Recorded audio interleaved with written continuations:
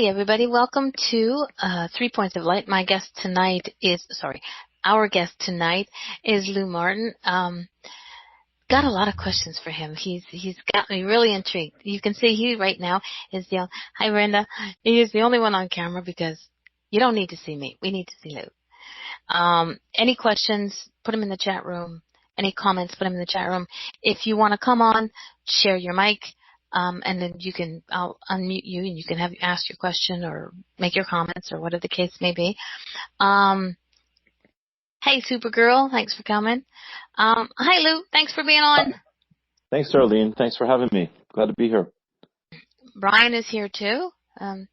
Jennifer's hiding in the background.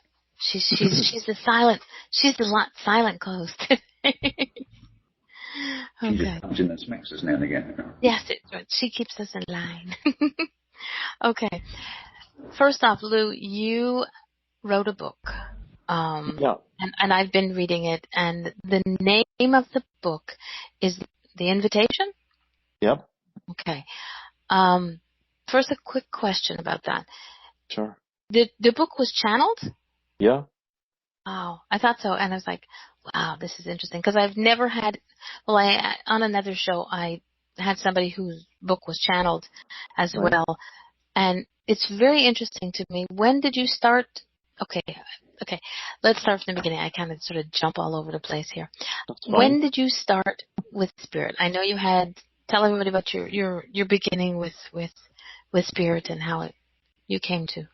Sure. Well, I'm 58 right now, and when I was 16, growing up in Los Angeles, I happened to get invited to go meet and meditate with Krishnamurti, who is a world-famous spiritual teacher who passed away maybe 30 years ago, maybe even longer. But he was world-famous, and that was a powerful experience to be in the Oak Grove of Ojai, California, with about 30 teenagers, and that just felt quite, faded or cosmic and powerful. And then before I turned 18, my father actually was murdered, and then I spent the next 13 years of my life not dealing with all of that. And then I started meditating again just before I turned 30. I was working in a spiritual bookstore and studying metaphysics and spirituality and reading about all this. And I had what the Hindus call a spontaneous Kundalini Awakening, a spiritual awakening in meditation.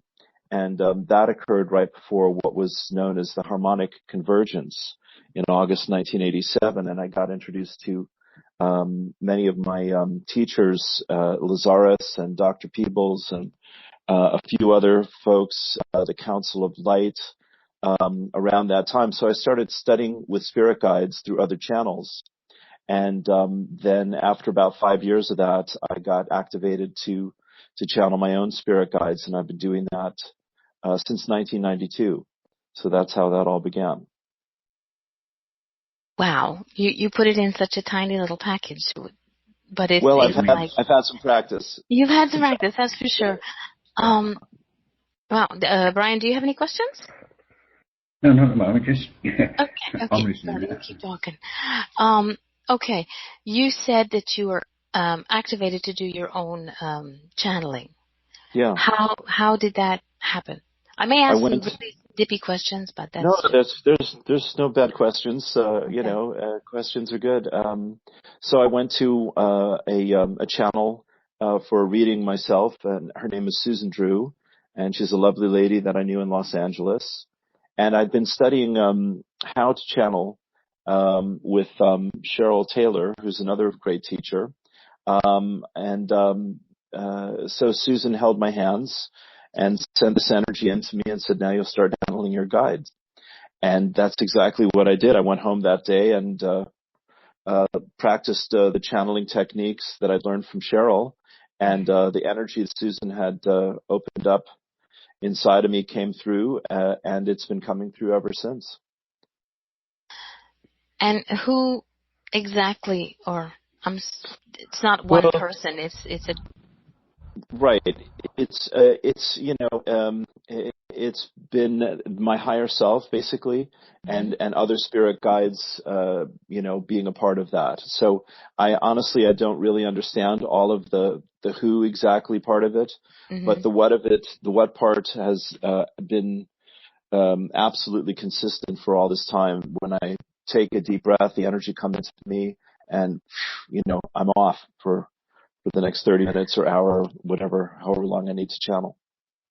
Well, I have listened to a few of your live Facebook events, and wow, it's Mm. sometimes I just when the very first time I saw you, I was like, interesting, and I just sat there and I listened. And when it was over, I went, holy Mm. beep, very interesting, and it Okay. was all new to me, and Okay. I like to listen. I like to learn. I don't claim to be anything but just like a giant sponge. Goody. And I I feel the just, same. and you were just like so interesting, and you just kept popping into my news feed, and that was even before I followed you. So I was like, Mm. okay, this means it's time for me to follow, and I did. And then when this show came up, I brought your name up to everybody, and I said, because for this show, I like us to be a consensus on who we have as guests, and you were my choice, and Jennifer and Brian was like, yeah, okay. They watched, I think they watched one of your videos, and they listened to the way I talked about you, and it was like, yeah, okay, no problem. And then it was Great. like stepping over that line and going, hi Lou, want to come on the show and tell us all about it? Because you're interesting, you're not, because what we like, what my, what our hope for this show is that Yeah. we share knowledge so that Right. people get to learn everybody's different ways, because not everybody is the same, whether it's how we see spirit, hear spirit, or connect with spirit. So this is what I wanted to be able to share with everybody, either through our conversations, through our guests. And I wanted you to be my very first guest, and you said yes, so haha. Good. Yeah. Yeah, but Thank you. don't you honestly find that spiritualism in itself is so diverse? I was in a position where I had nobody to be able to lean on. Yeah. All of my spiritualism comes from inside my spirit or on the computer. Right. Many times, I'll be quite honest. I felt very, very lonely because Sure. I was the weird one. Yeah. Yeah. I used to tell people things, and they used to look at me as I was some sort of mock creation that Right. wasn't going anywhere. But Right. as I say, we've all come into this Yeah. with our own particular way of thinking. In doing Yes. it, it's only once you start getting into places like this, especially with Mama, I've found that she is such a light for me. It's unreal. But you begin to suddenly realise that things that you do are normal, and other people can't understand that. I had an incident yesterday which really knocked me sideways. I Right. picked up from my ex that she was in trouble and she'd fallen over and broken her leg, and Well. it was quite a choker when I phoned through to my son-in-law and said, "Look, can you check on Right. mother-in-law?" And the Right. she's in trouble, and he said, "I know, she's just been taken to hospital." So Wow. Wow. it's quite once you start getting into this sort of thing, you begin to accept it as a norm, Yeah. whereas other people tend to look upon you as this guy is really weird, Still Sure. happens. Now I live Sure. with it. So Well, good for you, you, Brian. I mean, it's well done, my friend. It's all about trusting ourselves, isn't it? And it is. trusting that there is, a loving higher power and angels and guides, and there's a reason for it. And I really relate to what you're saying here. I mean, I've been so blessed because I've had so much support, honestly, to follow my heart about all this stuff and to encourage everyone to do the same. But yeah, you do have to be a kind of fool for God sometimes. You it's how much you trust yourself. That's this right. is what I found. The Yes. things that I do, people say, "Oh no, that's not possible." Literally, just with remote viewing alone, I've done some things which actually, really shake people. And Yeah. they say, For you. "Well, how do you do it?" And, you don't know how you do it. In Right. honesty, you can only sit back and think to yourself, "Well, I did so and so and so and so. Now, if I try that again," and when you try it again, it doesn't really work because you're not in the right position for it. But, Well, as I say, yeah. sorry, Go on. Go ahead.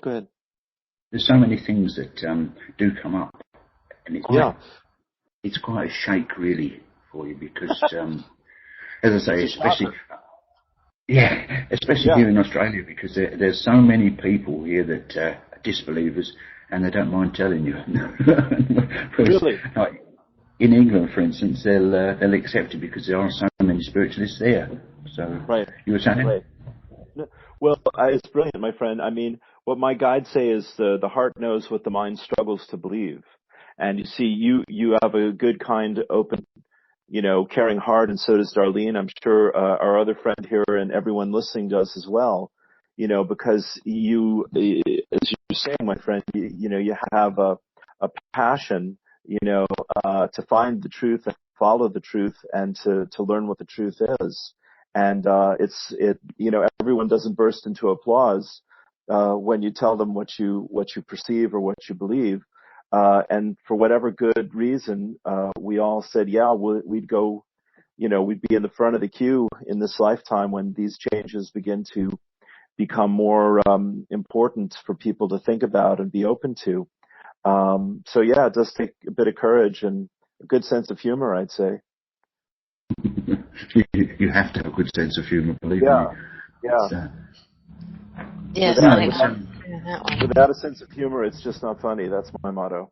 It's cute. I like that one. Tell me something, Did you have a hard childhood? Yeah, absolutely. My father was an alcoholic, and we moved about 12 times between my birth and graduating high school. And then, as I said, he was murdered my senior year of high school by a stranger. My dad was a physician and a successful author. He published some bestsellers, and he was just shot by a man who was, disturbed and was dying of cancer and wanted to take it out on somebody, and found my dad and killed him at the hospital where he was working. Oh, So yeah. But see, that's why I'm sitting here with you right now, talking about all this stuff, because we all have to go through the dark night of the soul to get our attention. Otherwise, this is why the book is called The Invitation.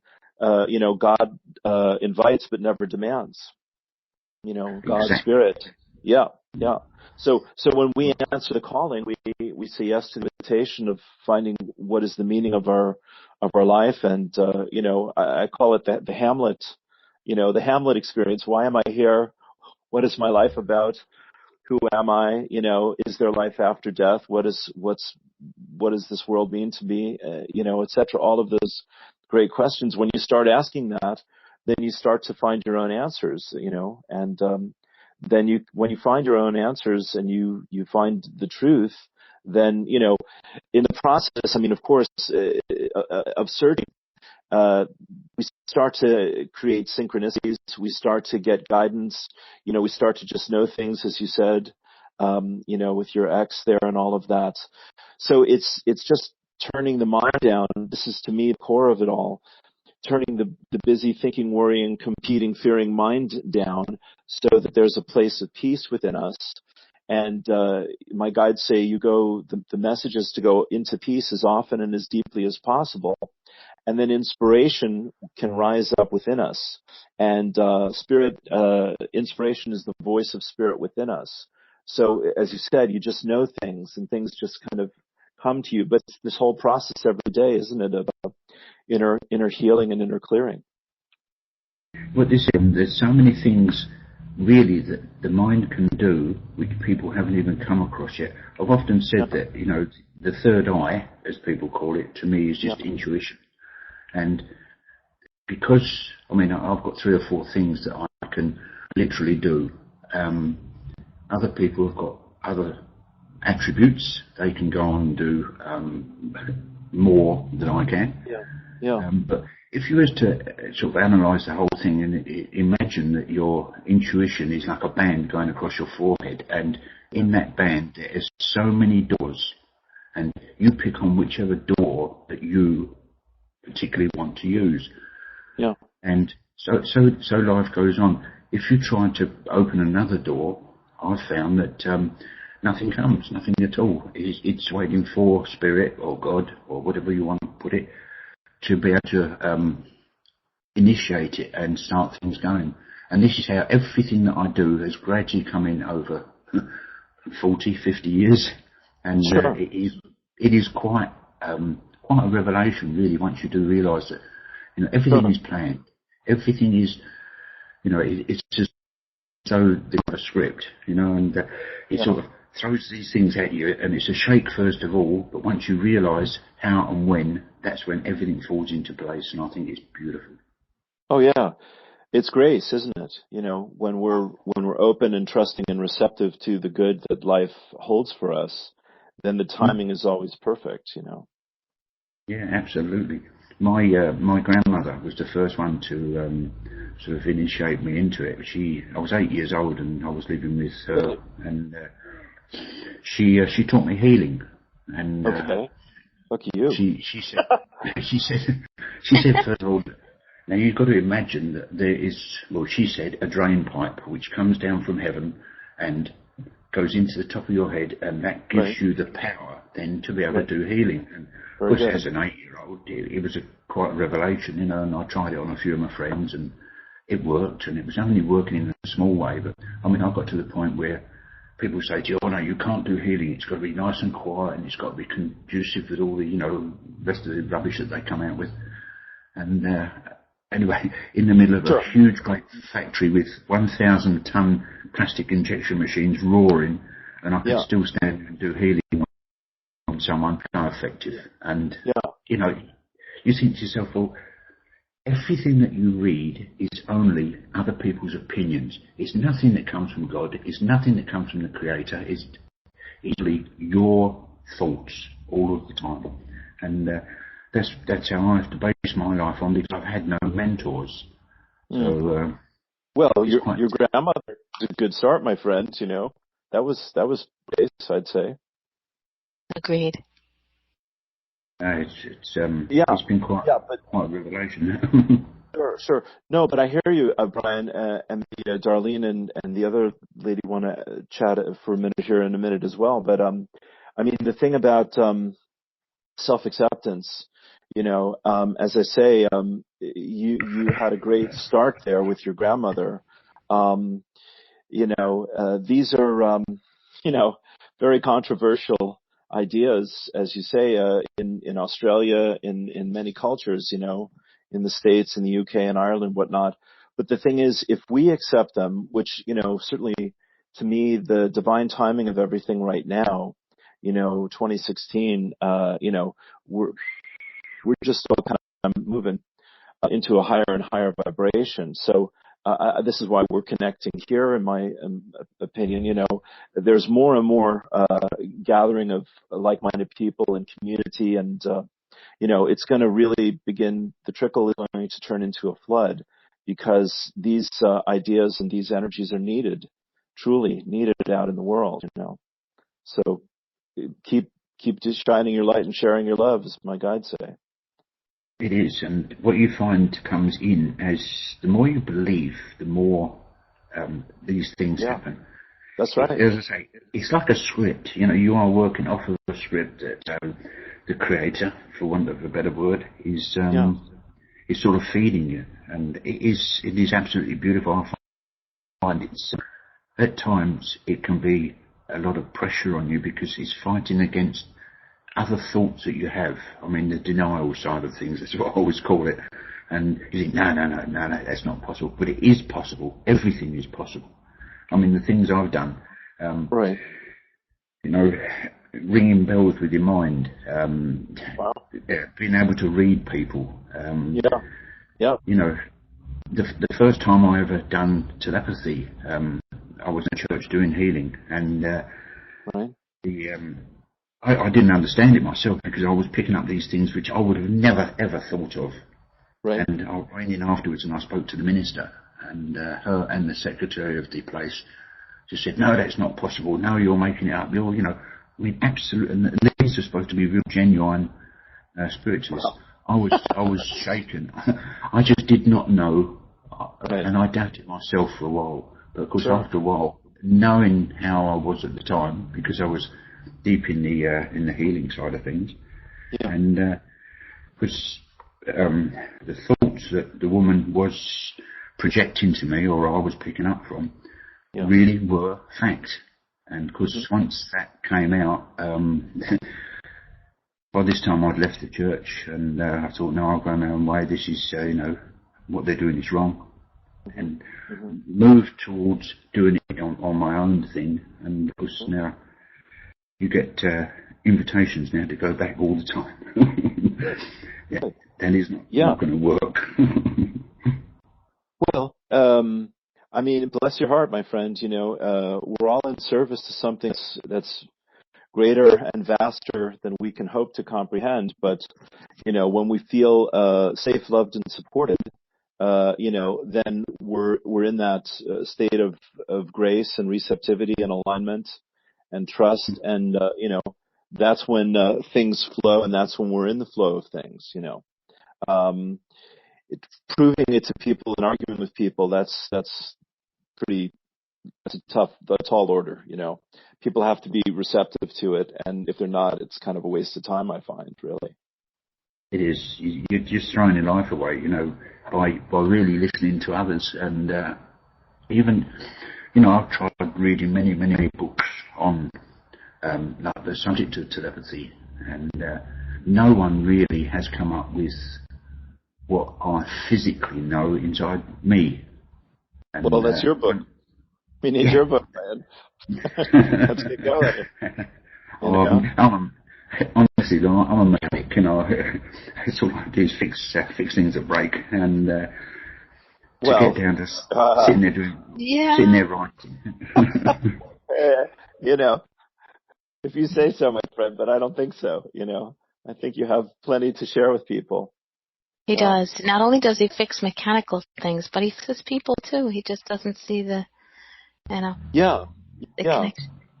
Well, it's tricky, everyone, Darlene, of course, because, I mean, we're all students of this, and honestly, I really know, we all have many past life experiences where, we were the main dish on the barbecue, I like to joke, and so it's extremely, challenging for people to step into this position of being the authority or the power or the shaman or the healer or the teacher or whatever.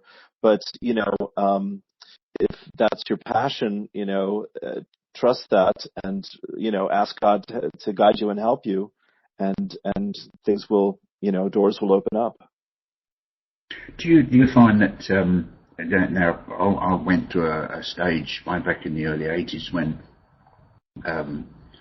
I'd done a complete course with a Buddhist monk on transcendental meditation. I found that the depth you can go to is beyond belief, and it's all really just down to mind control. Now, once I'd done that course, I found a book by Jesus, Jose Silva. Yeah. And anyway, book goes through a lot more. Silva Mind Control. Have you read it? No, I've not. No. Oh, you want to? Jose Silva, I mean, he is was a real genius, I think, because he was able to, because he owned autism, he was able to really go into all of these spiritual things and really dissect it and then try and improve on the way people thought of things. Many, many times in the book, he comes up with the mind control thing, and so I thought I'd practice that. And believe me, once you start breaking away from the thoughts that people get about, it's impossible to do this, it's impossible to do that, everything is possible. You would not believe the places you can put your mind. Yeah. And I found that I can work on that every day. You can tell you're happy all the time, and nothing will really upset you. And it works. It really does. You've really got to. You've really got to look upon everything as being what you've been told in the past as being incorrect. Not lies, but incorrect. People don't know. It's incomplete. Yeah. This is it. There's so much going on there, isn't there? Well, yeah. I mean, we're infinite. We're absolute, and we're unconditional at the core of ourself. See, I'm more of a mystic myself. You know, that's my grounding is really with love and the heart. And you know, everything you're saying sounds great to me. You know, what my guides say is, so we have the pyramid here of the self. The top is the mind, and most of us live in the head because of our culture. And when we either through surrender or crisis open our heart, then we come into the fuller experience of who we truly are. And when we can heal and release and surrender and have compassion, acceptance, forgiveness for our denied emotional self, then the heart can stay open in vulnerability to create intimacy and to experience love. And when you come back to the core of yourself, you are unconditional in your love and perfect peace. And then spirit truly, you know, transforms your experience and makes you new in its own image. So, you know, the whole process for me of channeling is working with a lot of those energies. You know, the mind is a wonderful servant, a terrible master. The heart is meant to be the guide to the mind, you see. Exactly. I've found it so many times that you control your mind, but you've got to control it your way, not other people's ways. And don't believe everything you read, because individual. Everybody does things in different ways. Nothing in spiritual light is wrong. It is all meant to be. That's the way I run my life from end to end. Sure. It's, we're saying the same thing. Absolutely. Good. Beautiful. Yeah. We have a question in the chat room. Oops. Yeah. We have a question in the chat room from Diane. Lou, did you find the more you wrote your story, the more you started to feel and work with your God/spirit? And were you able to meditate while you were writing and going through the releasing of your upbringing? Wow, that's a great question, Diane. That's about 5 questions. One question there. Yeah, that's good. You're on the case there, Diane.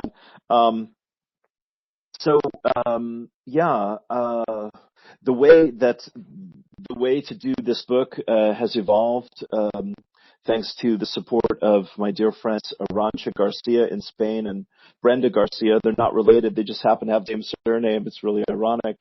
I call them the Garcia sisters. They're two dear friends, and Arantxa's been my partner for the last few years here, and a great support of me, both of them. So I do sessions with people, as to answer the question here, sorry. I do sessions with people, and then we transcribe the sessions, and then we edit the transcribed sessions, and that's where we pull pieces that create the book, basically.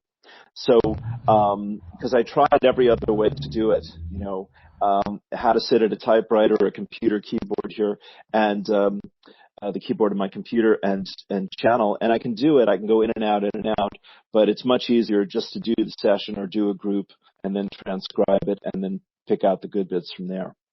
So I feel connected when I'm channeling. Absolutely. Good question. One of the things. If I could confuse everyone now.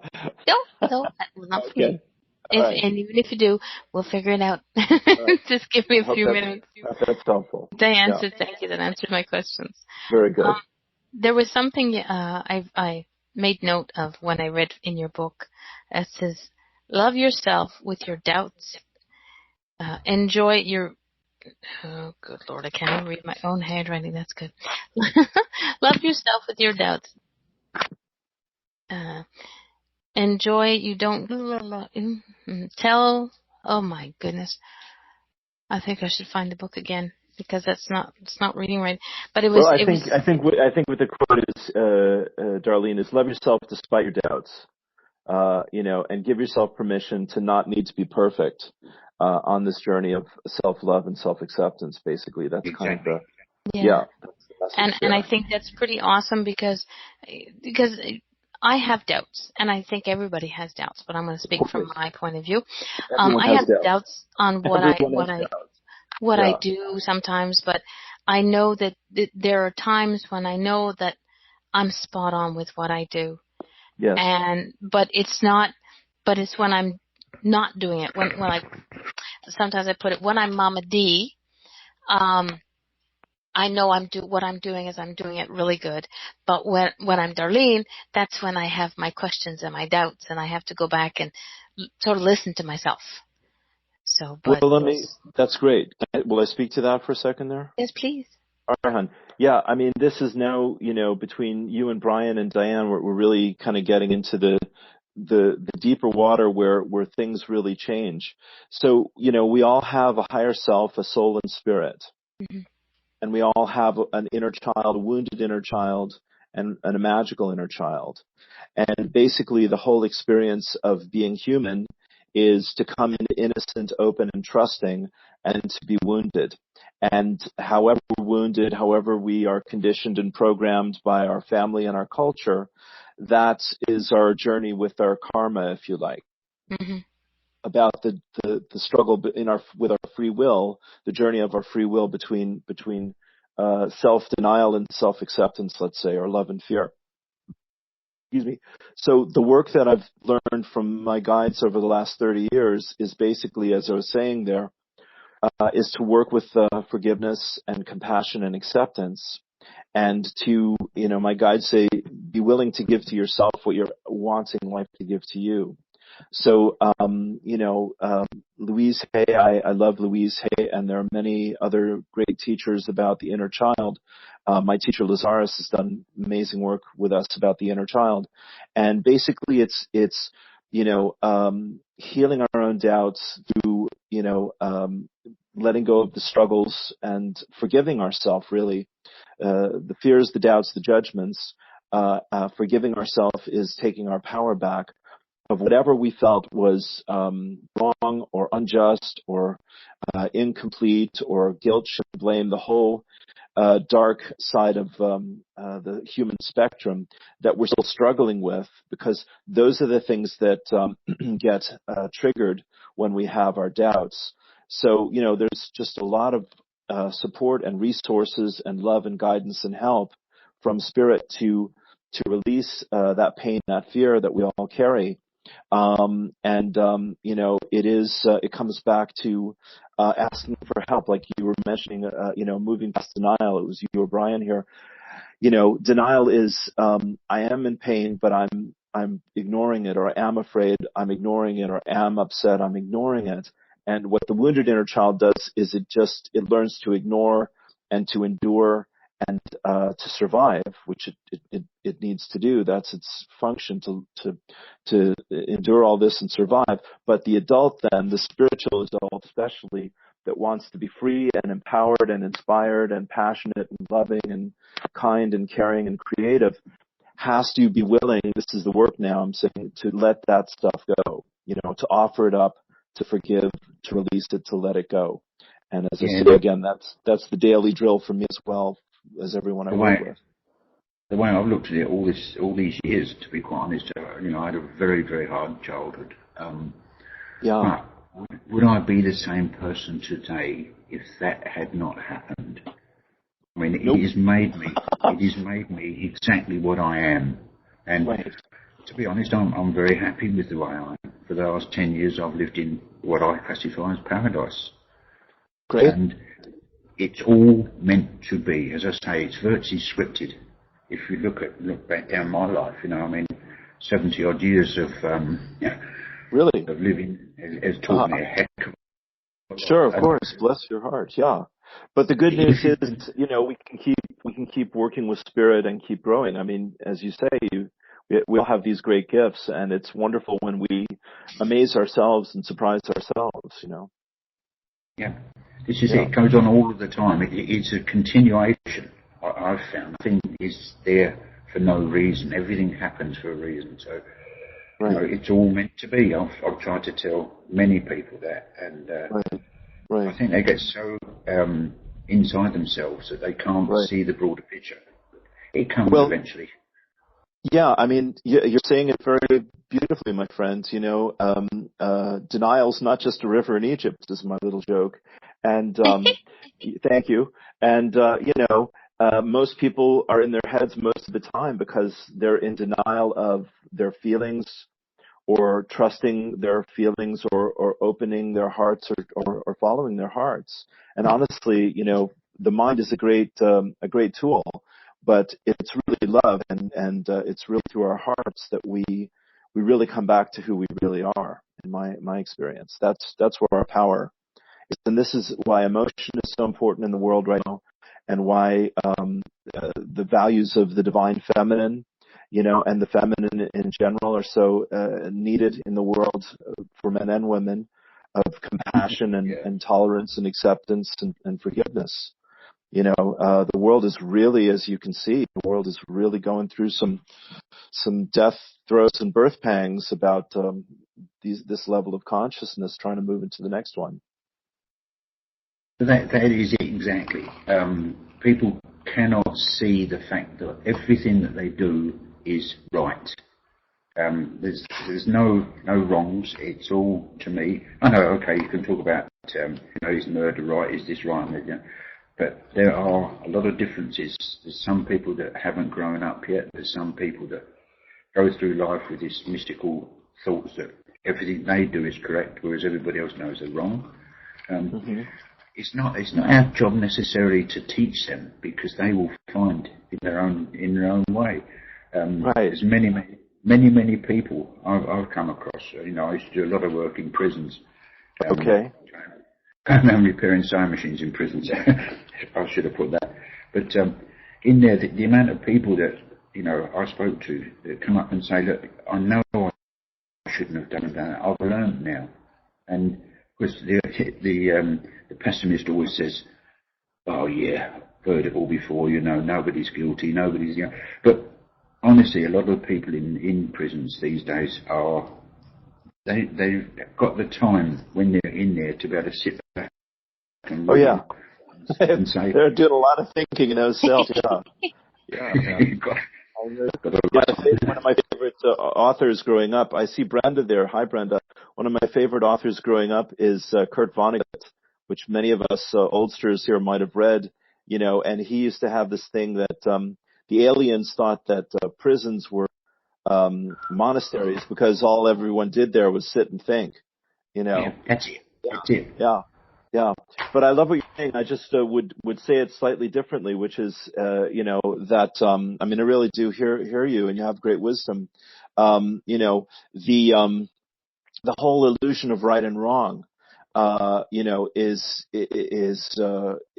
very confusing, and the ego loves to play with that, and disempower people about being wrong and needing to be right. I love the Course in Miracles, that says you can be right or you can be happy, but you can't be both.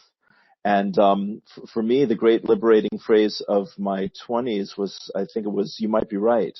And so it's about that we're here to learn something, as you're saying, and that life is a school. And some people say it's we're here to learn who we are. And when we learn who we are, then we listen to, trust, and follow our inner guidance.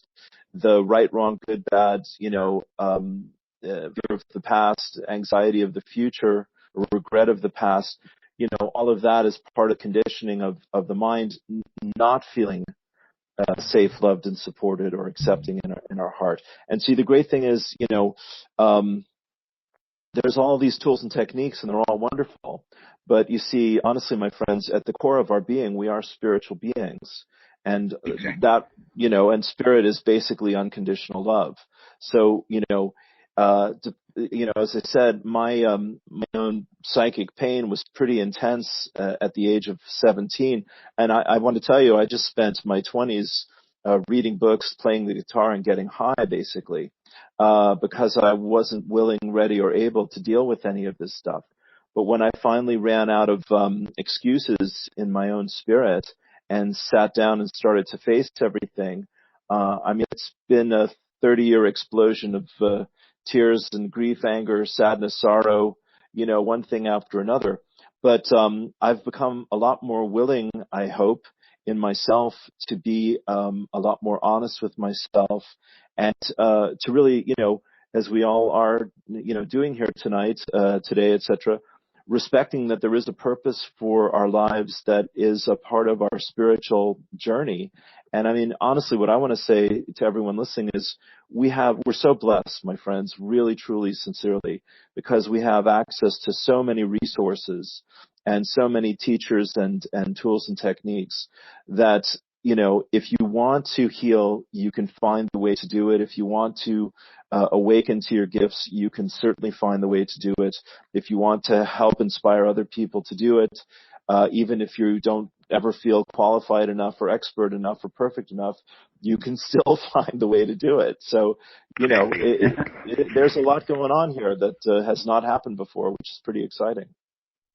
But at least people now are beginning to realise that these things are apparent, and the amount of people now who actually jump on you and say, no, that's a load of rubbish, they're not. They're probably actually holding back and thinking to themselves, oh no, because I pick up from their mind. Just think to themselves, well, this guy's got a point, and so as they then begin to start thinking about their own life and sort of realising that everything was meant to be. This is how it's built you into the person that you are. And now, Supernatural Radio, Corinne, she's put on there that as a question, she's just been reading about Kundalini Awakening. Can you tell us about this? And to be honest, there's something I haven't got into at all, is Kundalini. Sure. Perhaps you could enlighten us. Well, I'll do my human best here. And I see a lady asking about Swedenborg too. That's great. Same person. Oh, very good. That's another broad question. Yeah. Lovely. This is great. I'm having a great time here. I haven't had anyone bring Swedenborg to a question about Kundalini. That's a new one. But it's all connected. Swedenborg was a beautiful mystic. I've just read a little bit about him. I'm no way expert about him, but he just like William Blake, and Goethe and a few others from the earlier times, they were bright lights of their time. So more power to any, God, who else do I love out there? Well, there's so many. Hildegard of Bingen. I'll think of a few others that I really love from the earlier days. The book I read, actually, to just finish with Swedenborg, is that Colin Wilson's book called The Mysteries. He also wrote The Occult and many great books about spirituality. Dozens and dozens of great books about all that. So, all right. So Kundalini is the Hindu name for what we call prana or chi or Reiki or life force or energy. And my little story was that I was working in this bookstore at the time and really looking for answers, as I said, after a decade of trying to escape myself without success, I might add. And, so I was practicing meditation. I was reading Ram Dass and near-death experiences and these kinds of things, Deepak Chopra. This is like as I said, the late 80s. And I met a friend. This is a true story. I met a friend, and he gave me a piece of quartz crystal. And he said, there's this thing called Kundalini energy. And if you meditate with quartz crystal, you might open it up. And I swear to God, the first time I did that, that's exactly what happened. So it felt like a real, they had a fate reaching into my life one more time. As I say, this happens from time to time. And so what it is, basically, it's really ecstatic. That's why, Rilke, thank you. That's the one. Thank you. That was the mystic I was trying to think of there, a great poet. So meditation, opening the heart. The message from my guides, what I understand now is my higher self and my guides, was love. Surrender to love.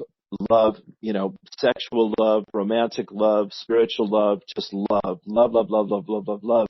And I opened my heart, and I had this heat at the base of my spine, and then it turned into like a bolt of lightning, shot out through the top of my head, and my heart chakra, just orgasmically exploded open, and I felt, outside of my body, and for a couple hours, I wasn't like floating around the room. I was still heat in my body, but I felt this expanded sense of this beautiful, powerful, unconditional love, oneness with the universe opening. And for about, which got my attention, let me tell you. And for about a week afterwards, I was like floating in a cloud. And then I started to look at the harmonic convergence, meet my one of my spiritual teachers, Lazarus, who's a guide through another channel, Jack Purcell. And one thing after another, the Mayan calendar, one thing after another started to open up for me after that. So it really, this is what I want to say. If you want to speed your path up, give yourself permission to know that you are a spiritual being, that you are love and peace at the core of your being, and do whatever you can. I really like the word devotional, rather than discipline. Do what you can to devote yourself to being kind, caring, loving, gentle to yourself and of course the people in your life. And keep knowing that, as I was saying earlier here, just to finish the thought, when we come to adulthood and we have the wound of our inner child, and we live on the surface of things, the mind, the appearance. See, this is why people are so afraid of the unknown and afraid of intuition and telepathy and all of that, because they know it at the core of we all know it at the core of our being and our innocence and our openness and our love.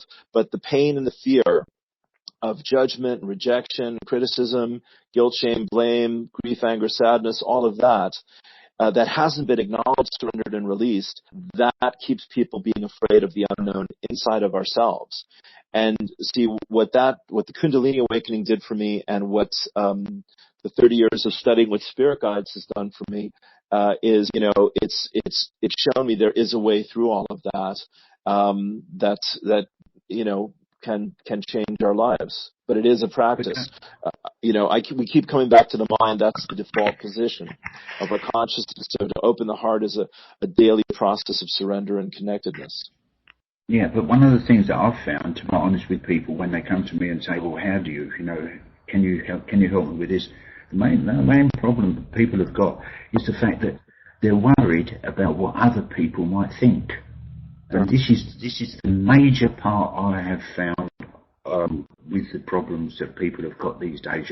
Yes, they might get thought coming into their mind, intuition, and as soon as they try to react to it, somebody somewhere will just tell them, the rubbish, why don't you do so-and-so and so-and-so, live your life, Whereas if they weren't to listen to other people, they'd find that their things, their thoughts, their intuition would grow so strong from that.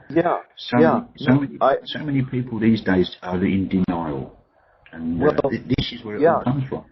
Yeah, no, I agree, Brian, 100%. You see, the thing is, honestly, this is why women are much more intuitive than men, because women have a completely different emotional body than men do.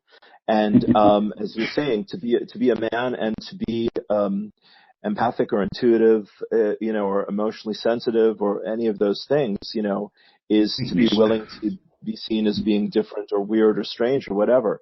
But as my guides say, build a bridge and get over yourself. Yeah. So, Exactly. the thing is, it's how we care. It's how we feel about ourselves. Like you said about belief, my guides, you were referring to this earlier, Darlene, my guides say, self-love is the way through any crisis and really the answer to any problem. And you see, the challenge is, my friends, is energetically we're all filled up, as you're saying there, with fears and doubts and judgments and worries and all of that. So when I do sessions with people, right, we chat. I do like a 90-minute session. We'll chat. We'll get to know, each other energetically. Then I'll say a prayer. What do you want prayer for? We'll bring in spirit to to connect in that way. Then I'll do the angel card reading, and I'll show them these are what the issues are, the energies are. And then as we go through that, people start to really, feel connected, to open up, and let go of the fears and the judgments. And what I want to get to is at some point there's a huge emotional release. And it may be during the session, maybe after the session, etc. But it's like what I get to do with all of this, and what we're all learning to do, my friends, is to be a channel for these higher energies. And I spoke about this last night, and I say this in most of the Spirit Talk videos that I've done on Facebook over the last month. The energy of truth itself, our perception of the truth, our value of the truth, our trust of the truth, our respect for our own personal experience of truth, that is just going up and up. So denial and confusion and all the games that go along with that, seduction and manipulation and control and addiction and obsession and compulsion, all those lower energies, they're becoming more and more obvious and less comfortable for everyone on the planet.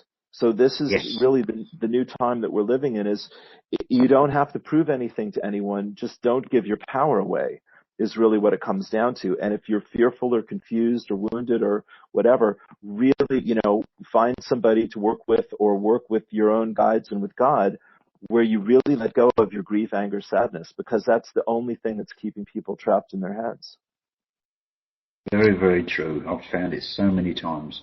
My awakening really came as a bit of a shock to me, because I'd never spoken to anyone about my childhood. To be quite honest, I looked upon it as being everybody's the same, or everybody's probably gone through exactly what I went through, that you don't realise until you start talking about it. And I was in a church one time, and I was asking to talk about their childhood, and I stood up, and to be quite honest, I was in tears. Sure. It absolutely broke me apart at that time. Sure. And that release to me was such a, it was like a 1,000,000-ton weight being taken off his shoulders. And you think, well, why have I been hanging on to that all this time? Let it go. I tell people about things that happened so as to get them to open up to their own particular weights and that they're carrying. You've got to get rid of that early stuff. You've got to get the nasties in life, and you can only do that by talking with other people. You can't digest it yourself. You have to embrace it to release it. Yeah, that's it. Embrace it and release it, because it was there for a reason. Sorry, Mum, are you going to say something? That's okay. I have a question. I understand that you have to embrace and release the traumas of your childhood, but what about those people who don't remember their childhood? I speak personally because I only remember bits and pieces of my childhood, and usually it's when somebody shows me a picture or reminds me of something. But in general, my childhood is in bits and spurts, and there are things that I think happened, but I'm not sure if it's just, my childhood imagination or, So for those people who can't remember their childhood for whatever reason, or don't, how does that? Well, I'll tell you, that's your trauma, my dear friend. Yeah, exactly. That's why we block it out, because it's too painful. And you see, that's why I work with people on this stuff in sessions, because the phrase actually, I want to be very clear. I have to embrace it in order to release it. Mm-hmm. I don't embrace it and release it. I don't embrace it, I have to embrace it in order to be able to know what it is, in order to let it go. And you see, denial is, you're right, exactly. And denial is, I can't face it, I can't feel it, I can't accept it. And thus we're a prisoner of those things that we have denied. They're controlling us. Those fears, this is bad. I'm not okay. I'm not, this is terrible. I have some shameful secret. I've done some terrible thing. People won't love me if they know this. All that stuff. You see, Darlene, you hear what I'm saying, huh? Yes, I do. Okay. So how we do that is we go very slowly, in all honesty, my dear friend, very slowly, baby steps, in the direction of what it is that you can talk about, or that you do remember, or that you will acknowledge. And it's every time. See, here's the great paradox about it, which everyone misunderstands. People think, well, I'm going to figure this out, and I'm going to remember it, and then I'll have a feeling about it. And it happens the opposite way. I have to, if I'm working with somebody, they have to feel safe, loved, supported, and held energetically by me in spirit. And then that energy, you see, I can feel it right now when we're talking about it. It's been coming up the last few minutes. That energy starts to really, that was why I was talking about the truth. It starts to lift us up. And it says, we're here with you. You're not alone. It's your higher self and your guides. We're here with you. You're not alone. It's okay. And it holds that space for grace where people go, it's like the pain and the trauma is like a closed fist. And the energy says, it's okay, it's okay, it's okay. And at some point you start to be able to open that memory and let go of that unexpressed emotional energy, grief, anger, sadness. And the tears that begin in sorrow end in joy. And so when we stop repressing and denying and suppressing, it's, as Abraham says, it's like the cork floating back on the surface. You go, oh my God, I didn't know I was holding on to all of that. That's the healing moment. It's called learning, isn't it, really? Well, it's you can call it that. I mean, it's really remembering, because you were born innocent, whole, perfect, and complete, and then the world came crashing in on you and humiliated and shamed and broke your spirit. So you're learning something, but you're really remembering, that you're more than your pain and your fear. Yeah. Yes, deep stuff. I feel everyone on the call, everyone's going, whoa, Mamma mia. Been there, done that. Mama opened a can of worms. It might not be a one-time deal, my friends. You see, this is the challenge, everyone. I really want to say this because we're in the conscious club here tonight. Spirit will work with us and through us. The invitation again, based on our free will, on our, this is the paradox, right? The mind sees things in black and white, good, bad, right, and wrong. The heart is the integrator. It opens when we feel safe, and it closes when we feel safe. And then spirit works through the heart and the mind, and channeling, music, making love, planting in the garden, whenever we're in the flow of our higher energies, our spirit comes through us to create and express itself as us. And so it's like, as you said about learning, ticking each box. My mind is peaceful or in the flow. My heart is open and feeling good. My spirit is on the scene. I'm listening to music. I'm dancing. I'm happy. I'm feeling good. So it's as Abraham and Lazarus and my guides and all the teachers are telling us, look, folks, you've let yourselves, including me here, we've all let ourselves get talked into this idea that there isn't enough and I'm not enough, and there you go. Struggle, struggle, struggle. And the truth is, you're creating everything that's in your reality either through calling it forth or allowing it, either consciously creating it or allowing it. So there's a lot of things I just want to say here, the bigger picture for a second. It's a great group and great to have all this time. There's a lot of things that we're allowing in the world, that the world has said, well, this is reality, as you've said, this is just the way it is, and you have to accept this. But you see, everything is changing. The world is literally changing into a new vibration. So, yeah, we're the ones that are being, the light workers, the map makers, the visionaries. We're the ones that are being asked by Spirit, can you remember more, Lou Martin, of your spiritual nature so that you can bring that nature out into the world so that people can see that there's actually a choice to be made now, and it's not just the way it has always been, and it's not going to be the way it's always been. That's literally being our power. That's what we're being invited to accept in this lifetime. It's that acceptance that other people will not understand, because that's why everyone, well, not everyone. It doesn't matter. Honestly, it doesn't matter if you understand what I'm saying or not. I wish you would. That's my prayer. I want to be a good communicator, a good example, a good inspiration. But I'm just saying your acceptance of what I'm offering doesn't diminish the truth as I understand it. Do you hear the paradox there? Oh yes, definitely. Okay. All right. Because that's where we keep giving our power away. We say, well, maybe he's not going to like me or understand me or accept what I have to say. But Spirit is saying, this is your truth. So, that's the joke about building a bridge. We are building a bridge in every moment between, Brian, where you're at, my dear friend, and Darlene and Brenda and everyone here, Spiritual Radio and all our friends here. We're trying to we're creating something together, you see, in this moment. Yes. Okay, and so the more we are open to the truth and being in the flow of our spirit, the richer and the more fulfilling the creation is for all of us. So Spirit is not trying to prove anything to any of us. It's trying to demonstrate to us who we already are. That's the difference. That's the difference. That is it. You've hit the nail on the head there, my friend. Well, I got a lot of help here, Brian, let me tell you.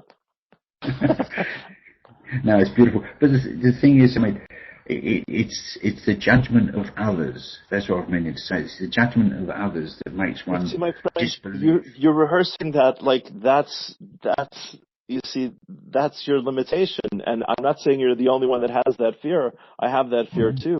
But as long as we keep that as the focus, see, humility, let me approach it another way, Brian, because you really have a good heart, as everyone does here. Yeah, it's really our own self-judgment. Thank you, Brenda. There you go. She said it for me. It's our own self-judgment that we project onto other people. Yes. All right. So once you know that, it's like, well, I'm not going to give you my power any longer. How about that? Have a nice day. Thank you, Brenda. Yeah, there you go. See, lots of help, as I say. So you see, I want to hear from more people here if we can, because I'm sure that they've got a lot more great questions. Darlene, is there anything else I want to ask about or chat about here? For people who want to get in touch with you, I have put the links to your Facebook page, your web page, and the invitation book page. Thank you, dear. Quickly looking at your website, and for somebody to book a session with you. Yeah. You're technically Monday through Friday. We're going to keep you busy all week long. Oh, I'm available 24 hours a day. This is the thing about being global, is that we're all on a different time zone usually. When people are actually in Ireland, it's kind of a shock to me. I'm really, you're going to drive over and see me. That's great, because usually I'm figuring, 5 hours one way or 8 hours another way. Mm-hmm. So yeah, it's really, just text me on Facebook or email me and we'll set something up. Is the simple truth. Well, because you've got me very curious to having a session with you, so I think we'll talk about it. Freedom, my friend. Get you some freedom. Why should I have all the fun? Yeah. I thought I was, but you've got my mind a whirl and a few other things going on there, and it's like, okay, Lou and I, we're gonna have some. Good. What is Lou's take? What is your take on anxiety? That's from Gigi in the chat room. Sure. Yeah. So, thanks, Gigi. Anxiety is, fear of the future. And there's plenty of that in the world these days. Mm-hmm. Plenty of that to go around. Between climate change and Donald Trump, everyone's ready to hide in their bed, I think. Y'all can come to Canada. Yeah. I like Canada, as I said, Darlene, big fan. And regret is the fear of past. Let me just put it in my context that my guides give me. Hi, Robert. Anxiety is, have you all looked at Eckhart Tolle and Power of Now or The New Earth? The New Earth is the one that I read and taught. And Eckhart is basically saying, as all the meditators do, you must come into the present moment to find your power. So anxiety is I'm not willing to be here in the present moment. Regret is I'm not willing to be here in the present moment. So my prayer, Gigi, is, if you start to find some form of meditation, guided meditation is what I've done for 30 years, and it works great. I just put on some teacher's guided meditation and go for a little journey for half an hour or whatever. That focuses my mind, actually, and my spirit in the present moment. And then when I come out of the meditation or a nap or a walk on the beach or whatever, then I'm available to be here now. We're all going to think about the future all the time. This is what Lazarus has taught us. And that's how we create the future. And a lot of the channeling that I've done over the last month has been about hope. And the power of hope was a beautiful thing. So you can be grateful for things in the future, Gigi. You can be hopeful for things in the future. You can be thankful for creating the future that you want. Again, like we've been saying here, it's the power to do all of this is completely available to us, but we must believe it. As we're saying here, we must feel what it's like to honestly, sincerely accept that this is now my truth, and then we have to be in the vibration of receiving it or expecting it.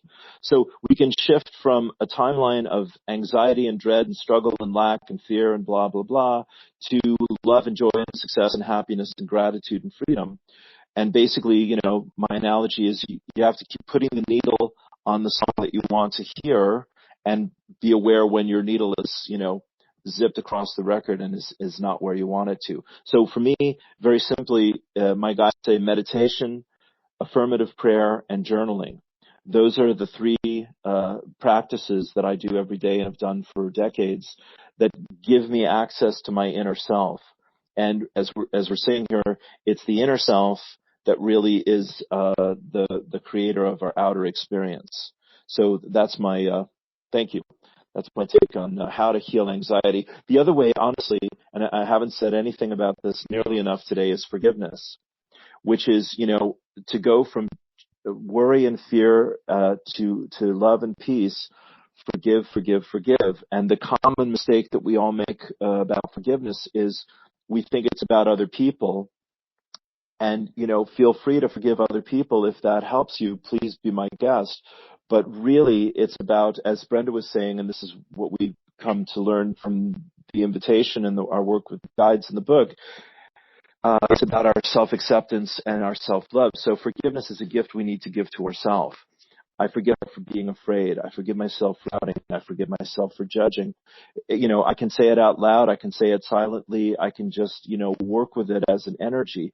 But, as we're saying here, everyone, as you all are sort of these things. I'm sure the physical energy of the Earth, since the 1980s has been vibrating faster and faster. And all these things have been happening in our physical universe, to demonstrate that the laws of physics are different than what they used to be. So we're living in a higher vibration, and that's going to continue to move in this direction.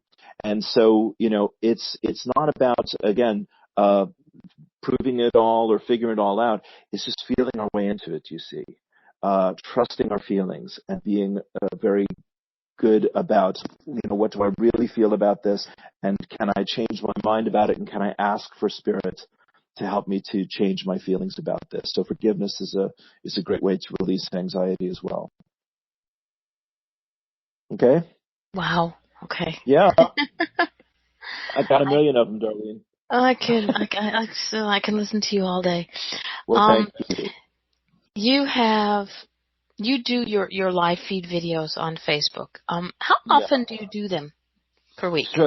Twice a week is my plan here. 2 or 3 times a week. Definitely Saturday night seems to be a good night for that. Mm-hmm. We discussed what happened last night. I used a copyrighted song, and Facebook wasn't happy with that, so it went back into the ethers. But I have about a dozen hour-long videos from the last month. And if you go to my own Facebook page, Lou Martin, or to my YouTube channel, which is Lou Martin as well, or Spirit Talks. I'm starting to put those there as well. So there's several places where you can see the old videos, which are, me chatting about all these things, and also channeling and a guided meditation and all of that. Well, I have to tell people, if you have never heard Lou's talks, go listen to him, because it'll knock your socks off. Nothing else will knock your socks. It's like I said, when I first saw you, you were, and it wasn't because I was following you. I don't know when the first time I saw you, but all of a sudden, here was this adorable little face, and something you had written sort of just caught my eye, and I was like, yeah, I like adorable little faces. Something that you said had caught my eye, and then I went over to your page, and I think I friended you and followed you, and I saw one of your videos, and I was like, wait a minute, I know that face. And then I just sort of clicked on to listen. And sometimes I'm very scattered.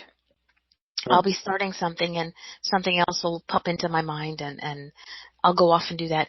But when you started talking and I listened to your videos, I was like, it made me stop. You had me sitting in my seat. You had me not twitching in my chair. I was seriously paying full attention. And it's been a long time since I paid full attention to anybody, including myself. Thanks. It's a high compliment. I take it to heart. Thank you. Yeah, you're welcome. I mean, as I say, Darlene, it's the energy comes through me, and it's just it's a great joy to share it with people. So thank you. Yeah, it's Brenda says she's a little bit partial, but hey, he's extraordinary. I happen to agree. If we can all be partial this way, and people gathered the people gathering increases the energies, which is very, very true.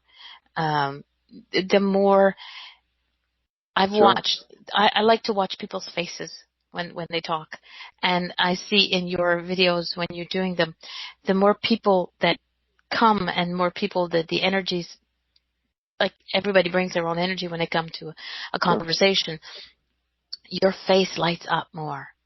And even when you're not paying attention to this, to who's popping up there, you can just, I don't know, it's just my way of saying that you just sort of sparkle more. Oh, thank you, dear. It's definitely the highlight of my week, honestly, when I could do these little things, because, this is what I live for, is because I've been studying these teachings and having these experiences for years. And, it's like our friend Brian was saying here, it can get rather lonely sometimes. So it's great to, finally, meet my friends at the clubhouse, Yeah. It's great. Yeah. Yeah. Some of us, I personally have expanded from the people I have met here on Facebook and IntuiTalks and here in my home life. I'm accepted. My family is like, yeah, okay, cool, Mom, cool, honey. But there's no, the connection is not as deep as it is with the people on Facebook. So, I mean, for me, it's like, when I mention something on Facebook, I say my family of heart and of blood. Yeah. So it's to the me, tribe. It's the tribe. I understand. Yeah. I mean, we do, we're wired this way. And, what my guides say, here is that, we're what the world doesn't know about.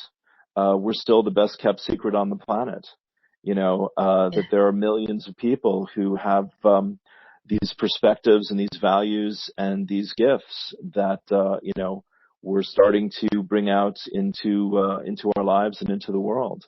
I mean, they're really, I truly, Dolores Cannon has done great work about the New Earth, and Lazarus talks about the New Earth, and my guides as well. I was just quoting from the Celestine Prophecy last night from James Redfield. Some of us may have read those books back in the 90s, and the idea that there are these two parallel realities, and I know that that's true.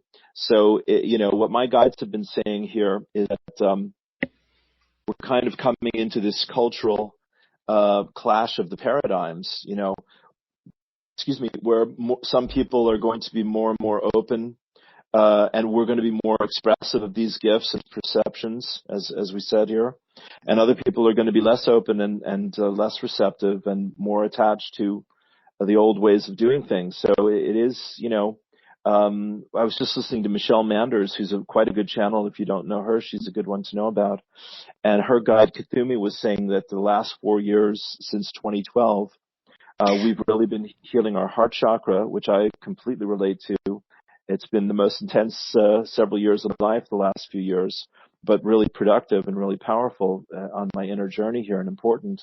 And the next 4 years are about the crown. So I think we're going to see a lot of new visions, new ideas, new understandings begin to emerge in this time that have never happened before. New ways of living on the earth. Yeah. And that's what Jennifer and Brian and I are hoping, that this show will help people to see, to even to give one person out of, right now we have 11 people in the chat room. If out of 11 people, one, that little light bulb goes off, okay, right now it was me, but that little light bulb goes off, that is more than I can hope for. Well, I would encourage you to raise the level of, I want more. But, there. Yeah, because it is, everyone's light is going off. That's why we're all here right now, exactly. And honestly, so hope is good, trust is good, passion is good, faith is good, being inspired. There's information, inspiration, and transformation. And inspiration is the energy that gets us from information to transformation. So inspiration is so important. And that's part of what you're feeling when I'm talking about all these things. That's certainly what I want to express and to offer to everyone. When we're inspired, we have a sense that things are possible, and we're motivated to make changes and rethink things and try new things and et cetera, et cetera. Inspiration leads to change, leads to transformation. So, that's my, my purpose in being, is to give and receive inspiration. That's what I love to do. So I'm sure everyone's feeling that in some way, and we'll go shine everyone else's light bulbs too. But I love what you've said. Cool. I like it when people, like I said, shine lights and become the prism that bounces it off to everybody. Right now, you are my little lighthouse. So you're shining your light, and it's bringing in more people to listen and to open. And I love that. That's, for me, that's like my dream come true, is that people start to open up. And Thank you. Well, you're giving me the space to shine my light, and you're shining your light, and that's creating the space. We're all doing it together, truly. We're one big lighthouse. We all need each other. That's right. We all need each other. You see, like we're saying here, there's a lot of people that won't get it or won't get it as deeply as we do. But if we keep practicing sharing it, believing it, and expressing it, our spirit, our soul, our spirit, people will feel it. You see, it's you have to feel it, and if you feel it, then you'll put it to yourself. If we wait to prove it to ourselves before we feel it, we wait a long time. That's all I'm trying to say. The paradox of that. Yeah, well, I did that. I became on Facebook. I became Mama D because I wanted to explore myself without having repercussions or people thinking, oh my God, what is, Darlene's losing her marbles, and, my bosses and my family. I didn't want them to know, so that's why I created Mama D. But now it's like, I don't give a hoo-ha what they think. My bosses and my family are there, and I've accepted. Yeah, there are still times when I sit there and go, but, in majority of the time, I'm pretty open, and most people go, it's like when I go into the grocery store and I go, aren't you? Yes, I am. Aren't you, Mama? Yes, I am. Because it's like, it took me a while to be able to accept that for myself, that what I was doing was right. But when I did, it was like, okay, And, mind you, Mama. Sorry? Darlene, I've lost a good few friends, so-called friends, because of my beliefs and my way of life. They tend to think that being a telepath, you're sort of searching their mind all the time, and it doesn't work that way. It's much the same as any other gift that you get. You can turn it on and off, and you just don't do it. It's not something that you sort of randomly go through somebody's mind and pick out all the narcissists in there and bleed them dry for it. I allow you into my mind and I close that section off. Hey. Well, we'll talk about that later on. Hang on. Carry on without me. I've just got to grab the lead from my laptop or my battery's going to die here. I'll be with you. Go. Thanks. Yes, no, we don't want to lose. We don't want the battery to die. But yeah, this is. He is terrific. He is really, really beyond belief. I'm going to have to get together with him and have a long, long conversation. Yeah, I think there's going to be quite a few people knocking on Lou's door going, hey, we have a way in. Brenda. Are you related, Brenda, to Lou? Or is this purely a circle thing? No, she's there, but I think there's a delay of 40 seconds or so, which I'm sure I'll be told. Whoops, that one came back. Somebody just opened up. Nope, she got dropped again. She's been dropping in and out throughout the show, but I think it's things that she is doing. There she is. She's back again. Ta-da! Okay, and her sound's not on yet, but yes. First off, let me thank everybody. We're pretty close to the end of the show, but Brenda, Christy, Diane, Gigi, Jennifer's Journey, hi Jenny, Brian, of course, Jenny Santori, Robert Sharp, and Supernatural Radio, the Purple Plates Lady. I want to thank you all for coming by and sharing this moment. For me, this pivotal moment in the beginning of our show. Brian and Jennifer and I, thank you, Jennifer. She's the one who's always on call. She's going to get an A in her report card today. We really want this show to work and to make people sit up and pay attention. Brenda wrote, I began working with Lou about 2 years ago as a client. He is my spiritual counselor and teacher and healer. Then you, awesome lady, awesome. We're going to sit down and have a chit chat, you and I. But yes, we want this show to open up people's. Whoop! I think that Lou's computer just died. He's got no picture yet. He'll be back if it's not right away. Cool. I think really, Mama, even for myself, with all the years that I've been doing it, Lou's just opened up something in me which I find is quite a go back. It's your own self-doubt that holds a lot of people back, and I do it more than most. I think myself, no, I can't say that, Brian. That's going over the top. And it's thoughts that I personally have to learn to live with. People get hurt by things that you can say, so consequently you don't say them. That's normal. But it's the things that would help them. When you hold back on those, that's when you think, well, am I being stupid? Am I going over the top here? Am I, and all those questions come into your mind, and somehow I've got to try and regulate that to become a better person. It's just one of those strange things. Yeah. But I think I think Lou has opened up a lot of windows for us to for some people, they'll just be peeking through. But I think there's quite a few. Hey, Lou, you just have to give us our sound and your camera. I think you're back. Hold on a second. Sound I can take care of. Turn on your microphone. It usually helps. Oh, wait, no. There we go. Lou, can you say something? Nope. Okay. It's a momentary dead battery. Wait a minute. Okay, that's Brian. But I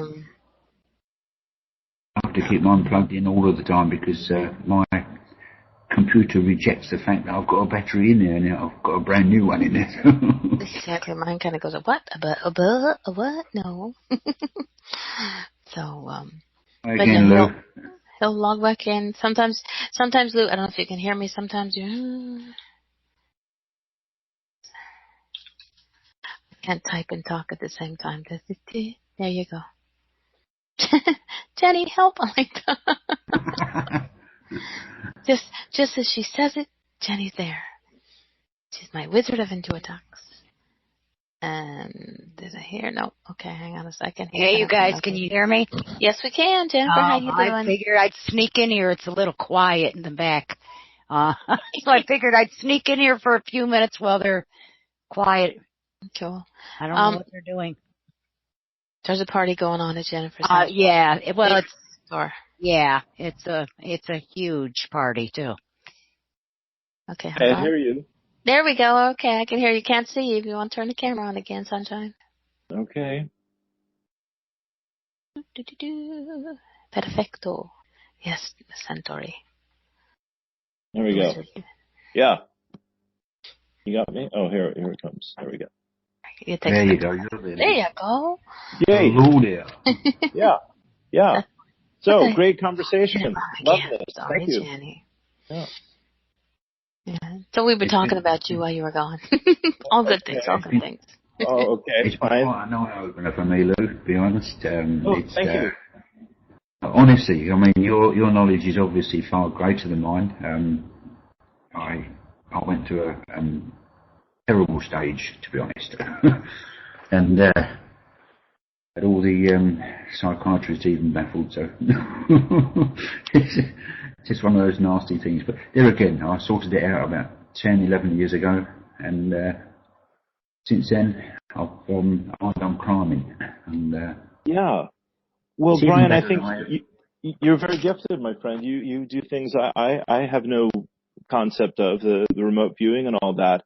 Like we're saying, forgiveness is really good for ourselves and for whoever it is that has, troubled our peace.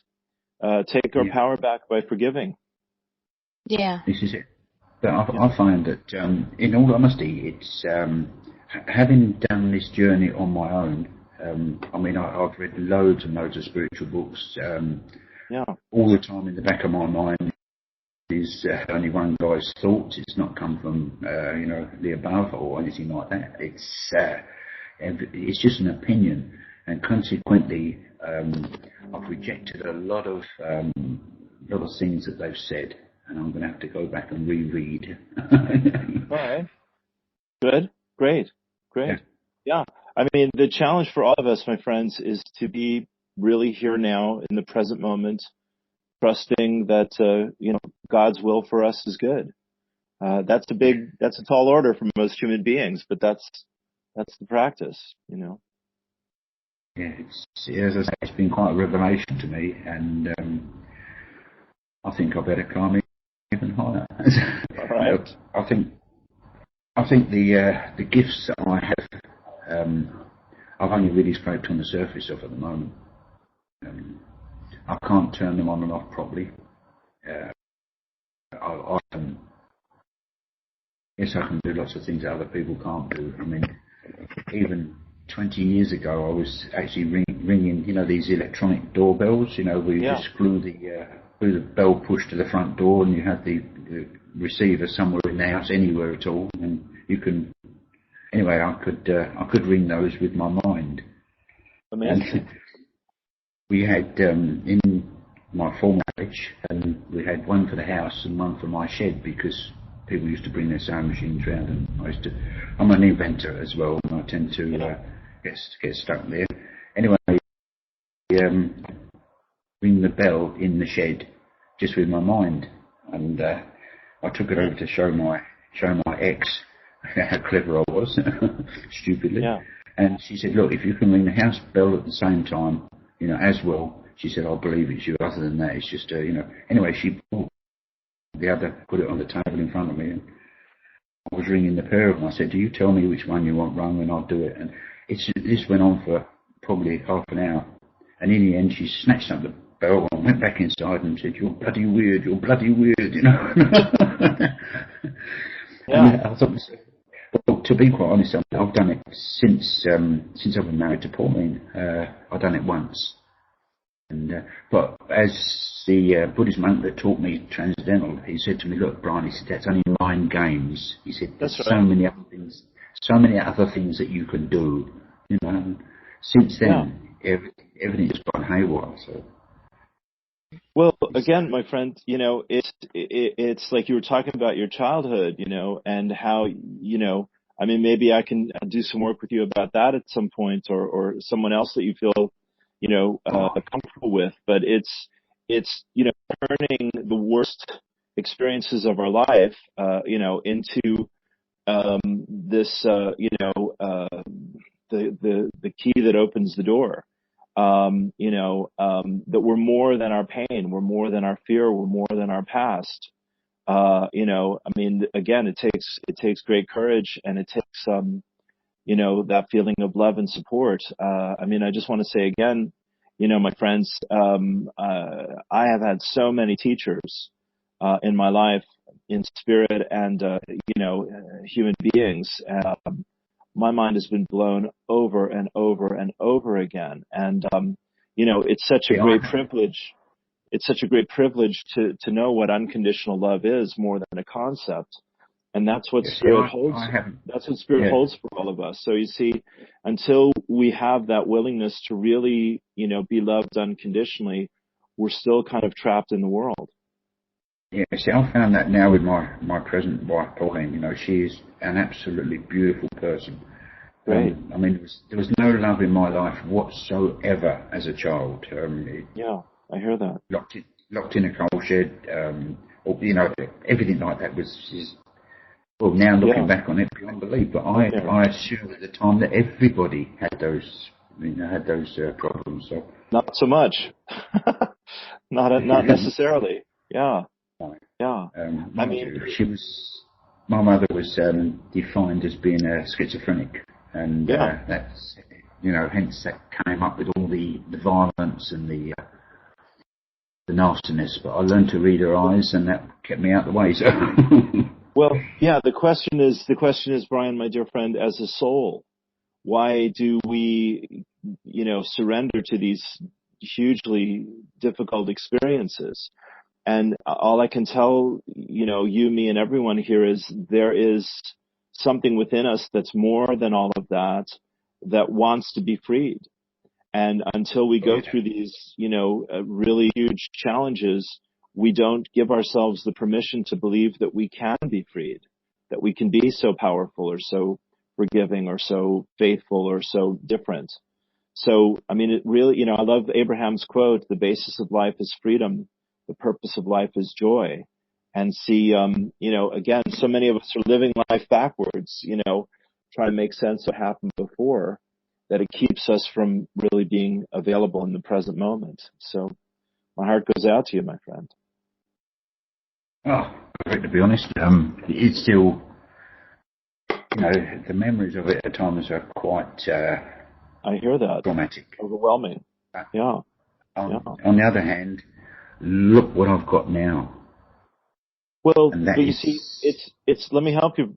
It's not a trade-off. You see, for all of us, my dear friend, the compassion that we need to heal our pain can't be, you know, can't be proven to us saying, you know, isn't it great I went through all that? It's two different subjects. Do you hear me? You know, all right, thank you. To be the spiritual adult, or to be the feminine nurturing energy, there you go, to wound, or to the doubt or the pain or the struggle or the fear or the rage, whatever it is, you see, that's what, you know, the line, when we go to heaven, you know, God, is it Egypt, the Egyptian heaven? If your heart is heavier than a feather, you know, then you don't get into heaven. You need to be as light as a feather. Saint Germain, in the I Am Discourses, says the same thing. It says, if you have a problem with anyone, then you're going to come back, because you are the world. You're Yeah. everyone in your life. You're every character in your story. You're every experience you've had. And so I know it seems like a superhuman task. That's what spirit waits for. You see, I mean, it waits to help us to see, as you said, there's a reason for all of it. And the reason is always about loving ourselves and letting go of the fear that we're not okay. And that's what spirit waits for. That's the unconditional love that spirit has to help us to heal and to free ourselves. There's one thing I've never ever had, I'll be honest, or never, I don't know how to express it really, but a lot of people say they get messages from spirit and they talk with spirit and they go to guides and all the rest of it. I've never really been in that position. I mean, I have tried and tried and tried and it just doesn't work. So, well, but see, that was spirit coming through me to you right here and now. yeah. I mean, thank you, and the wisdom that you've enjoyed in this lifetime. This is the illusion of separation. I mean, I'm not just taking your leg here. We keep thinking, it's got to be like this, and it's over here whispering to us, or it's inside singing to us. We go, oh well, that's just me. What's the difference? You see, Yeah. that's all God's saying. What's the difference? Yeah. Okay. It's there's, as I say, there's a lot of. I mean, I was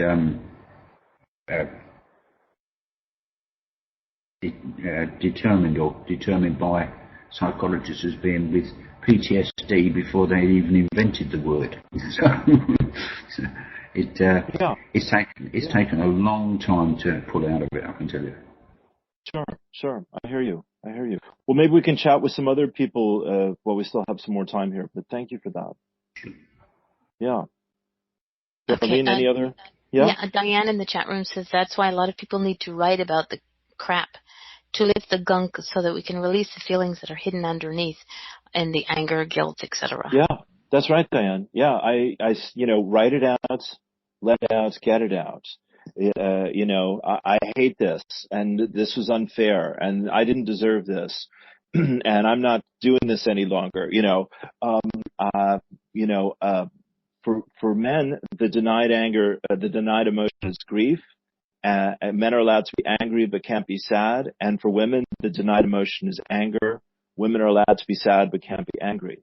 So, for all of us to really have that emotional integrity and that sense of wholeness, and of sacredness of our celebrating our feelings, having all the colors in our palette available to us.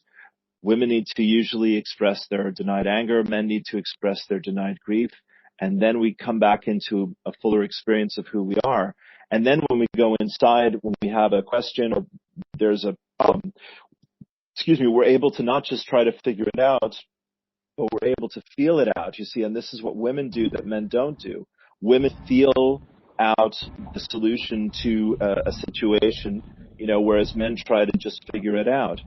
But then women often deny what they feel, you see, and try to be like men, explaining things logically and rationally. This is the prison we've all created for ourselves and each other.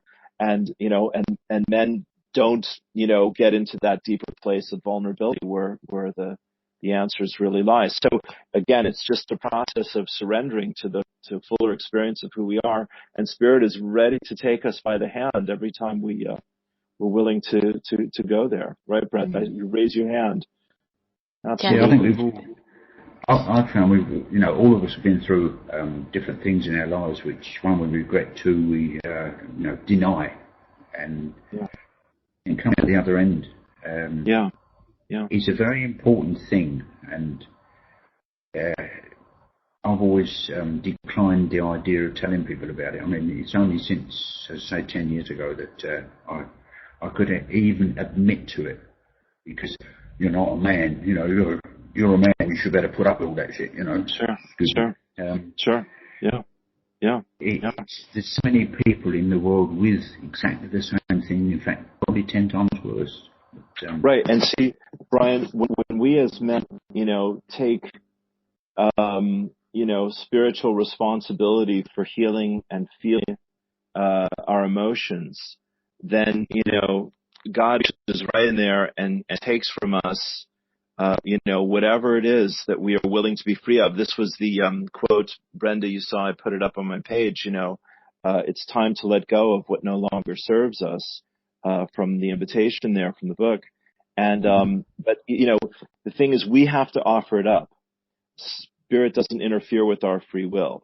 So, this is the inner journey. I surrender, I release, I let go, I forgive, I accept, I have compassion for myself and everyone involved in the situation. The big, that's right, Diane, I see what you're saying there, journaling and prayer and meditation. The big misunderstanding that we all have about prayer is that, we've been taught to, like, it's begging God for a favor. Oh God, please save me from this terrible fate. What have I done to deserve this? Have pity on me, et cetera, et cetera. And really, what I learned from Michael Beckwith, in Los Angeles is, and Ernest Holmes, it's affirmative prayer. There's one power, one presence in the universe. I align to that power and that presence. I call it love. And I invite it to bless me and Brian and Darlene and Brenda, Diane, everyone on the call here and now. And I know that Jennifer, for every one of us, God's will for us, God got us all that is always good. And that we're more open and receptive to experience and to realize that will of unconditional love and perfect peace, of joy and freedom and abundance.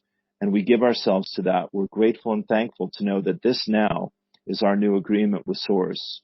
We let it be, and so it is. Take a deep breath, everyone. Yeah.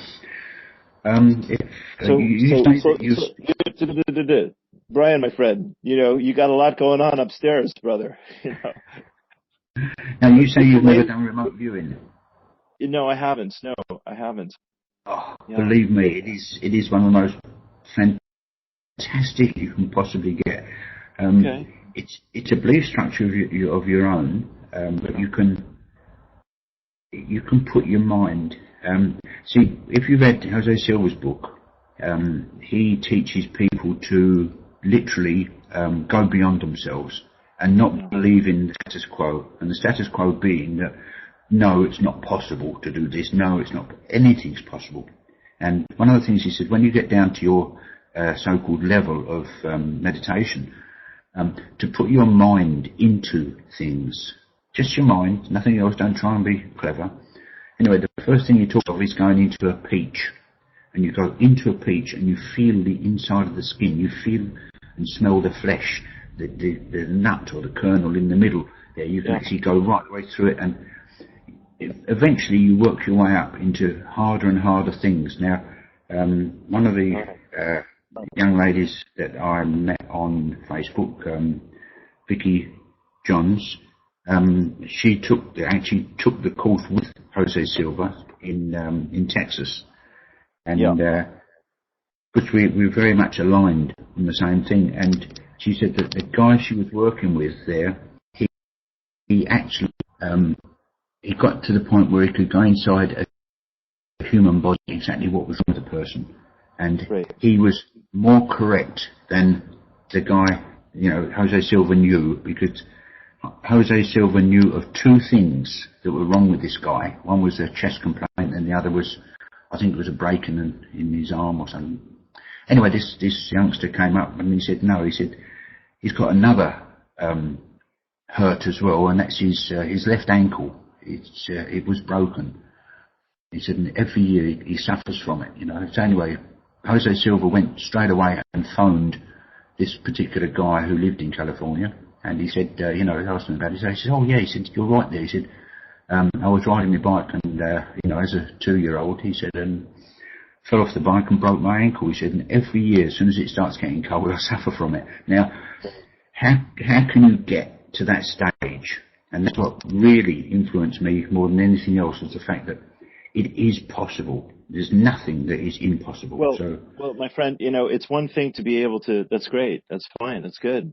It's one thing to be able to diagnose people at a distance. It's something else to be able to pull them into the present moment and invite them to heal themselves. Yeah.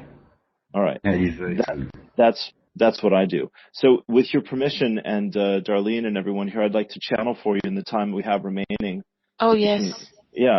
experience what my guides are like. So we have about 15 minutes, 10 minutes here. 15 minutes. We can go overboard. There's no time limit per se. All right. Well, that's great. All right. So thank you, Darlene, and thank you, Brian, and thank you, everyone. So I'm still here, and you'll hear it's me, but it's a shift in the energy. And so it's been a pleasure to connect with you here on this wonderful long chats, and I hope we'll connect again. But yeah, I want to do my thing here. So go ahead and close your eyes, everyone, if you like, and take a deep breath. All right, dear friends, here we go. Ready for action. Yeah, here comes 7 stars. Down through time and space. Touch the crown of your head if you like. Take a nice deep breath. Down the 7 centers, dear friends. Yeah, relax and release. Relax and release. Relax and release, dear friends. Down the crown, the third eye, the throat, the heart center. Take a deep breath. Yeah, that's where it all happens. Yeah, dear friends, you want to create reality, it's in the heart. You want to understand the mysteries, it's in the heart. You want to change the world, dear friends, set yourself free, it's in the heart. Yeah, take a deep breath. And down the 3 lower centers, the will center, the sexual center, the root, dear friends, down the hips, the legs, the feet, down, down, down into Mother Earth. So beautiful, flowing energy.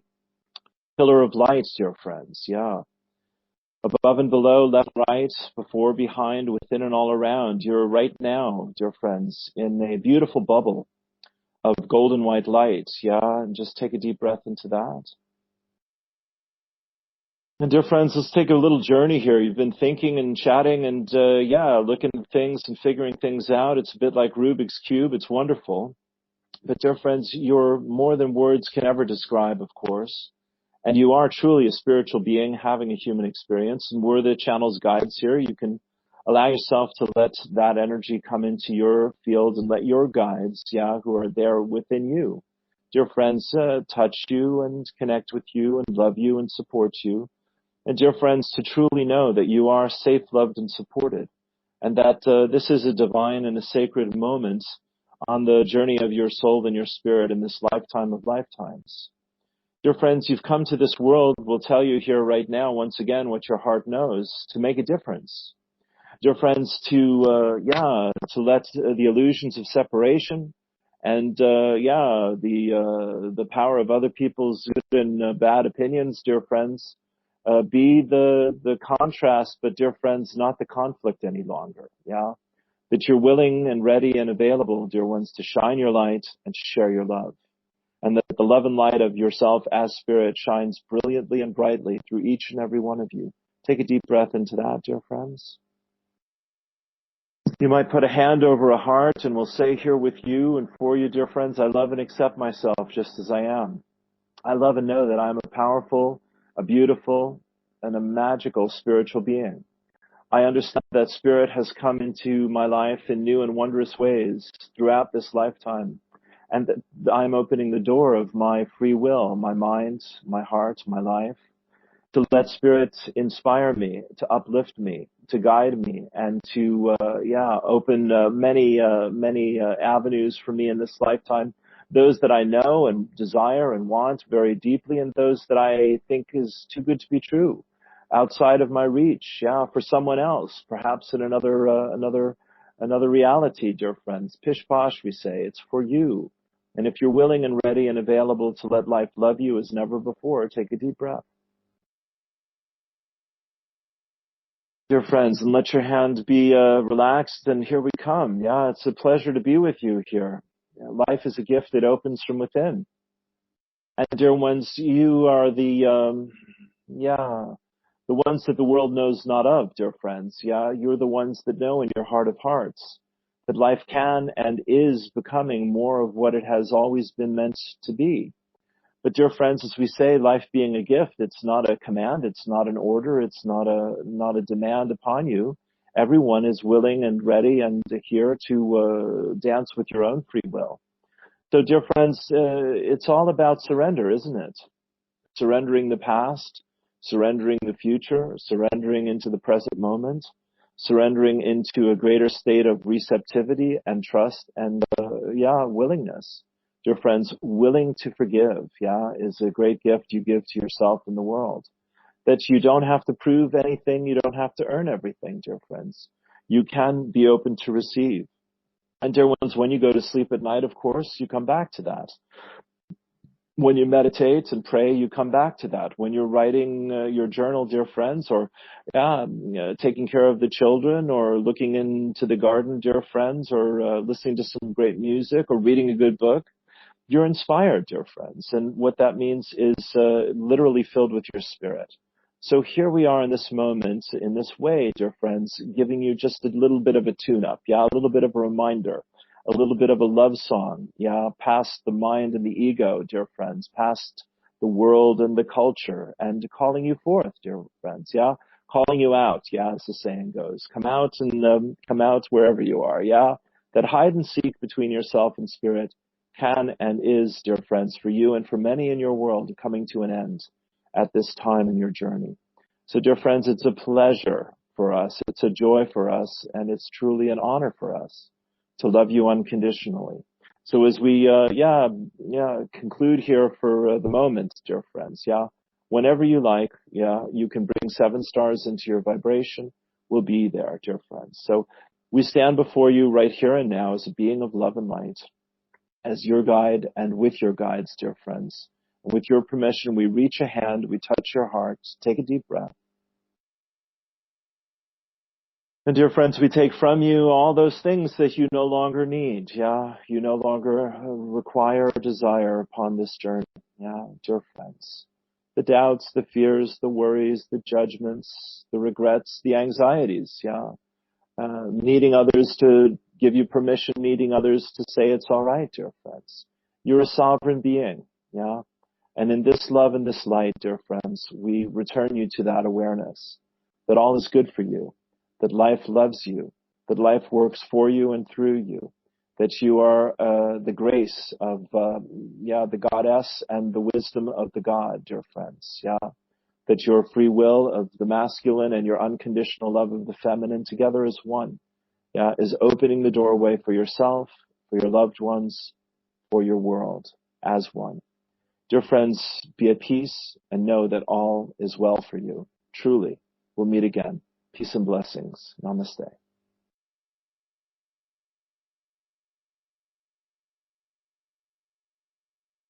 Okie dokie. Thank you. Awesome. Awesome. Thank you very, very much. Yeah, my pleasure. Oops, Brian. Sorry. Okay, I think Brian's free. Brian, you're muted. His mic is unmuted. He just muted himself. Okay, good. Hello, I'm back.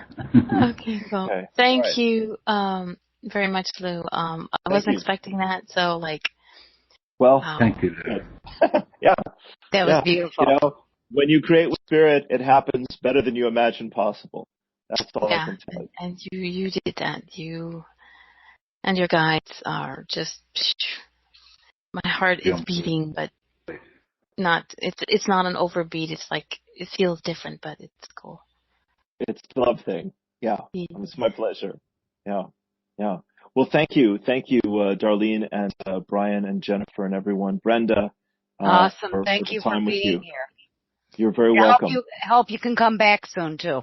Sure, my pleasure. My pleasure. I'm gonna let you go. I'm gonna fly away. Yeah. Go chill. Thank you very much, Lou. Thank you, Brenda. Right. Thank you. Be in touch. Okay, my friends. Peace and blessings. Thank you. Cheers. Thank you, everybody, for coming today. Yes. Yeah, thank you all. We shall see you all next week. Same time, same bat channel. Brilliant. And with as much energy as Lou gives us. Good night, everybody. Cheers. Thanks again. Peace. Bye for now.